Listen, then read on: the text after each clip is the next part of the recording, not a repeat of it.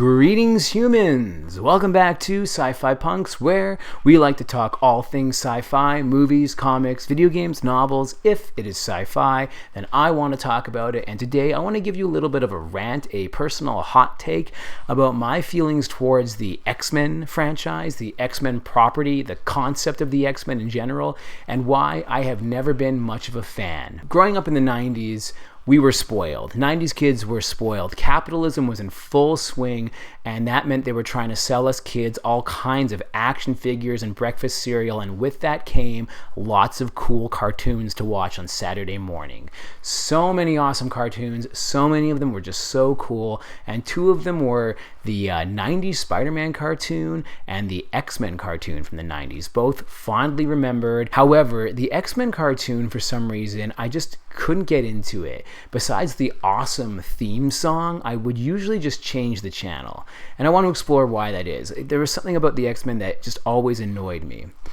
And I think one of the first reasons why I don't really like the X-Men very much is because I've never been a fan of superhero stories where every fifth person in the world seems to be a superhero. I think that this is a really boring idea. I prefer when things are a little bit more simple and localized, like in the original Spider-Man stories, where it's just Spider-Man's got superpowers and then he has to fight some bad guys that have some superpowers. And every once in a while he'll come across another hero that can help him out that has superpowers.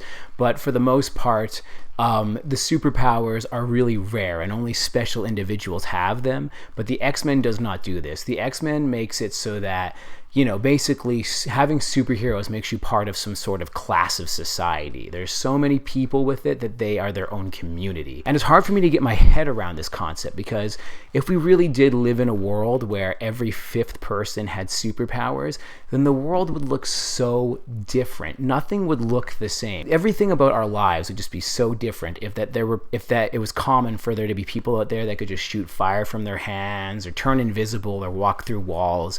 Like, nothing about our society would look the same. It would just be a completely different world, and I just think that's just too much for me to get my head around. And the thing is, the X-Men doesn't address this. The X-Men presents the world as we mostly know it. People are going to work, people have their jobs, they're going to school. It basically looks like, you know, the 21st century as we know it, except there's superheroes everywhere. And that doesn't make sense to me. This is my problem with the Avengers movies and stuff like that too, where everyone knows about superheroes. Superheroes are everywhere, and yet society still functions like it normally does as we know it. Like, that just doesn't make sense to me. The world would be just such a different place if there were so many superheroes around and the world was constantly being threatened by evil people with superpowers. There was a potential world-destroying event happening like every 2 months or something. Like, the world would just not operate the same way. It would be a completely different place. We couldn't even comprehend what the world would look like. That's my main problem with the X-Men, is I just don't like it. I just don't like stories where there's so many superheroes around, especially if they all have different superpowers. That's the other thing, is that the X-Men implies that there are like millions of people with superpowers out in the world, but they also all have different powers from each other, which just makes no sense. Like, why would that happen? The other thing I don't really like about the X-Men in general as a concept is that they keep calling them mutants. I don't like that they're called mutants. You see, if they were called anything else, if they were aliens from outer space, or they were people that were, I don't know, zapped by some sort of magical space radiation, I'd be more accepting of it. But the fact that they're saying that they're mutants and they have this X gene that mutates them to have superpowers really annoys me, because we know what mutants are in the real world. Mutants are a real thing. A mutant is a biological organism that was born with a deformity. It was born with some sort of deformity, and sometimes the deformity gives it a bit of a survival advantage. It's a total accident. It's like, you know, a bird that is born with a bit more of a curved beak than its parents, but somehow this curved beak lets it, you know, eat bugs easier than its parents or something, so it survives longer, and then it has more children because the curved beak lets it live longer, and then its children have curved beaks, and then the population slowly starts to change over time. fine. That's evolution, and that's what mutation does. Sometimes mutation also doesn't work out. Something's born with, like a third arm, and all it does is get in the way, and the species ends up dying. And then the creature ends up dying because its mutation is not an advantage. That's what mutation is, and we all know what mutation is. It's a real scientific concept, so it annoys me that X-Men tries to use this word to explain what their superheroes are. In the X-Men, you'll have two normal people that will give birth to a child that can just grow angel wings, or I don't know, have magnetic powers or something like that. The parents are totally normal people, and then all of a sudden their child has superpowers because of a genetic mutation. That doesn't make any sense. And I know this is fantasy, but the thing is, it's the fact that they're saying the term mutant. It's just we know what a mutant is. They should have said anything else, just called them something different, but they're not mutants. This is not how mutation works, and it's always annoyed me. And finally, my last problem with the X-Men as a concept is a little bit more political. The X-Men was originally developed as a metaphor back in the 60s by Stan Lee for the civil rights movement and the oppression of minorities and stuff like that. In the story of the X-Men, the mutants are this oppressed class of people.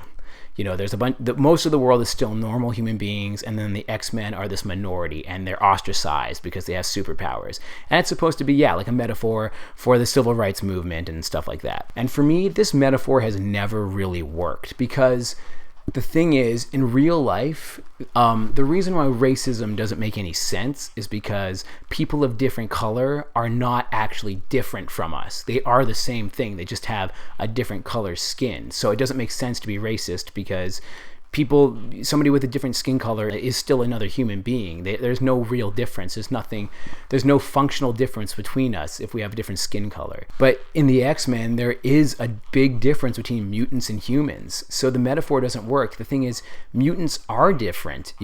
Some of them have crazy superpowers. Some of them can blow up cities. Some of them can completely read your mind and do all kinds of crazy shit, can control people. So this is not the same thing as just run-of-the-mill discrimination between people. This is a totally different thing. If mutants existed in real life, if people started showing up in the real world with the ability to actually have destructive capabilities from their fingertips, I would be concerned. I'd want to know about that. I think that would be a very real thing to want to know more about and be afraid of, So, because obviously what we learned from the X-Men story itself is that some of these mutants are assholes and do have bad intentions. So the metaphor of the civil rights movement has never really worked for me, because it's not a clean, direct metaphor. There are just too many differences between what goes on in the real world and what goes on in the X-Men story. So those are three nitpicks of the X-Men franchise that I've never really been able to bypass. They always are at the back of my mind whenever I'm engaging with something from the X-Men property.